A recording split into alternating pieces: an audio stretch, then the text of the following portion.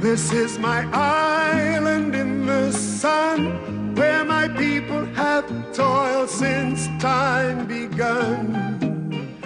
I may sail on many a sea, her shores will always be home to me. My mother was born in the parish of St. Anne. My father comes from St. Elizabeth. But since my mother was the dominating force in the family, when at the age of 1 year old, she decided to bring her children to Jamaica, because I was born in the United States, in Harlem, in New York. And she decided that the wilds of New York was not the zone she wanted her children in. She wanted to have us in the wilds of Jamaica. So she took us back to this island, and I grew up in Abuka, and for the first few years. And then I came down to Kingston and spent the rest of my time living in Kingston. I always saw that the destiny of Jamaica was inextricably bound to the destiny of Black Americans, and vice versa. And that fact alone kept me very connected. Come with me down in Jamaica, the most wonderful. Jamaica made an impact on the world through Bob Marley and reggae. All of the world record holders in the Olympics seem to be Jamaicans.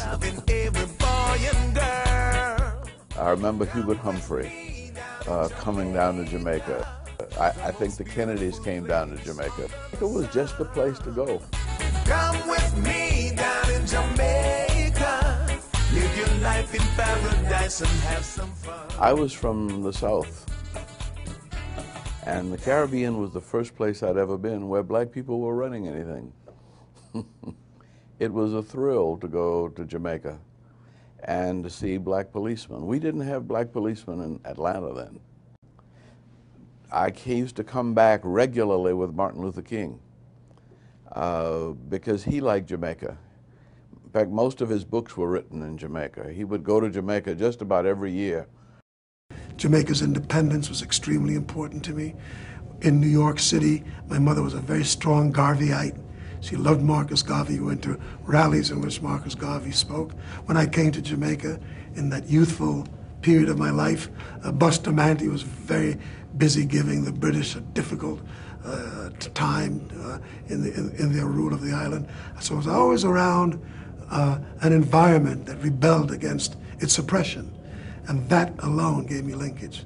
Now when you talk about the culture and the music and the art, that was so indelible to my experience, and it became so central to my own cultural expression that there was just no question that I was a Jamaica man and would wind up being that for the rest of my life.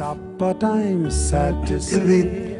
In the history of the record business, the first LP to ever sell 1 million records within a year was the album entitled Calypso. And the phenomena of that was so enormous that RCA, the company that I recorded for, gave me what was considered to be the first gold record in the history of the business, and really set the stages for what ultimately became the Grammy.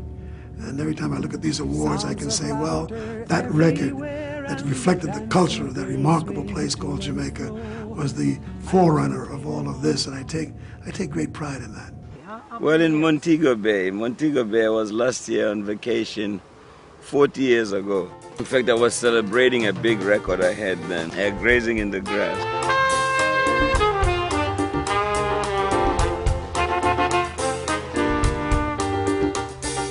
I had a major tour, and somebody said, go to Montego Bay, you know, and so I came out here. I never forgot it. There's just sort of a spiritual, ancestral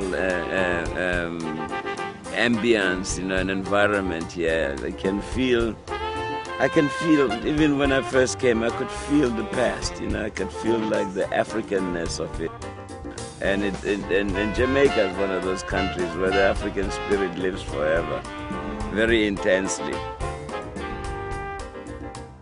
I've been waiting for Jamaica to set some new trends for the 21st century.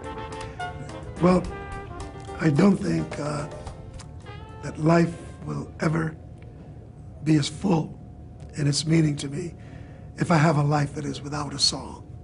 music is very, very central to my existence, to my passion, to my joy. I also find it as an instrument of great communication. I mean, when you see 50,000 people in Germany singing Deo, and you look at 25,000 Japanese singing Deo, it tells you something about the power of the song, especially the songs that come out of a buka. Deo!